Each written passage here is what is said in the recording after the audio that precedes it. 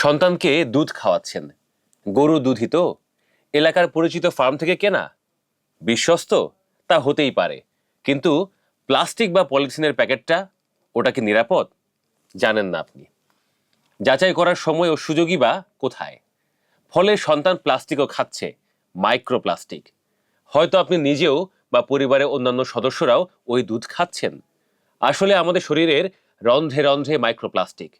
আমার তো মনে হয় আমাদের মনের মধ্যেই মাইক্রোপ্লাস্টিক, তাই সবখানেই আমরা মাইক্রোপ্লাস্টিক মিশাই। আচ্ছা, প্লাস্টিকের প্যাকেটে তরল দুধ কিনলেন না, সরাসরি ফার্মে গিয়ে দোয়ানো দুধ আপনার বাসা পাতিলে করে নিয়ে আসলেন। ধরেন গরুকে খাওয়ানো খাবারে মাইক্রোপ্লাস্টিক আছে, কি করবেন তখন? তরল দুধ খাওয়া বাদ দিয়ে দিলেন আজীবনের জন্য।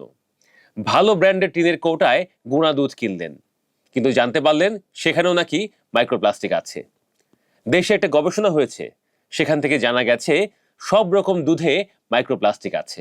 আধুনিক জেনারেল হাসপাতাল ও উন্নত প্রযুক্তি এবং অভিজ্ঞ চিকিৎসক দলের নিরলস প্রচেষ্টায় আমরা আছি আপনার পাশে। ডেল্টা হাসপাতাল, মায়ের মতোই যত্নশীল। আরে ভয়ঙ্কর একটি ব্যাপার, শুধু চিন্তা করে দেখুন, মায়ের বুকে দুধও কি নিরাপদ? মায়ের শরীরে মাইক্রোপ্লাস্টিক থাকলে দুধের মাধ্যমে নবজাতক শিশু মাইক্রোপ্লাস্টিক খাচ্ছে। কি ভয়ঙ্কর! আমরা তাহলে খাবো কি, যাব কোথায়, করবোটাই বা কি? আমরা কি মাইক্রোপ্লাস্টিকের দেশে বসবাস করছি?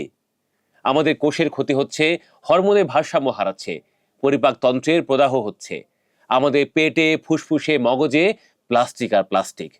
কতটা অসহায় আমরা, ভাবতে পারেন? দ্য ওয়েভ 24 এর প্রিয় দর্শক, আপনাদের প্রতি বিনীত অনুরোধ, আপনারা এ ব্যাপারে আপনাদের মূল্যবান মতামত ও প্রতিক্রিয়া কমেন্টে জানান। তবে ধৈর্য হারাবেন না, হতাশ হবেন না। সমস্যা যেখানে আছে সেখানে সমাধানও আছে। যত বিপদই হোক, এর একটা বিহিত করতেই হবে, তা যে কোনো মূল্যে। যেমন দুধ রাখা, ফোটানো এবং সংরক্ষণের ক্ষেত্রে প্লাস্টিকের বোতল বা প্লাস্টিকের পাত্রে ব্যবহার বাদ দিতে হবে। এর বদলে কাঁচ, মাটি বা ভালো মানের স্টিলের পাত্র ব্যবহার করতে হবে। পলিথিনে ভরা বা প্লাস্টিকের পাত্রে থাকা গরম দুধ কখনো সরাসরি রাখা যাবে না। তাপের সংস্পর্শে প্লাস্টিক দ্রুত গলে দুধে মিশবে। সার্বিকভাবে একবারে ব্যবহারযোগ্য প্লাস্টিক বা সিঙ্গেল ইউজ প্লাস্টিক ব্যবহার বন্ধ করতে হবে। এটা গেল আমাদের ভোক্তা পর্যায়ে। খামারের ক্ষেত্রে কি করতে হবে? খামারে দুধ দহন ও সংরক্ষণে প্লাস্টিকের বালতির বদলে অ্যালুমিনিয়াম বা ফুড গ্রেড স্টেনলেস স্টিলের সরঞ্জাম ব্যবহার করতে হবে। গবাদি পশুর খাদ্য ও পানীয় জলের বিশুদ্ধতা নিশ্চিত করতে হবে। সবচেয়ে বড় দায়িত্ব রাষ্ট্রের এবং শিল্প খাতের, কারণ নিরাপদ খাদ্য নিশ্চিত করা ব্যক্তিগত দায়িত্ব নয়, এটা রাষ্ট্রের সাংবিধানিক এবং নীতিগত দায়িত্ব। খাদ্যে নিয়মিত মাইক্রোপ্লাস্টিক পরীক্ষা করতে হবে, কঠোর মান নিয়ন্ত্রণ করতে হবে, প্লাস্টিক বর্জ্য ব্যবস্থাপনা উন্নত করতে হবে, শিল্প কারখানা দূষণ নিয়ন্ত্রণ এবং নিরাপদ প্যাকেজিং নিশ্চিত করতে হবে। এইসব উদ্যোগ ছাড়া সমস্যার স্থায়ী সমাধান সম্ভব নয়, নয়তো সবই ধানাই পানাই।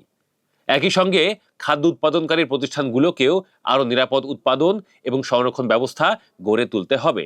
দুধে, খাদ্যে মাইক্রোপ্লাস্টিক আছে, এটা অবশ্যই দুশ্চিন্তার, তাই বলে এটা আতঙ্কের নয়, সমাধানযোগ্য। বিজ্ঞানীরা গবেষণা চালাচ্ছেন কি করে মাইক্রোপ্লাস্টিক মুক্ত পৃথিবী গড়ে তোলা যায়, কিন্তু সেটা করতে একটু সময় লাগবে। কিন্তু এর আগে যেসব সমাধানের কথা বললাম সেগুলো দ্রুত বাস্তবায়ন করতে হবে।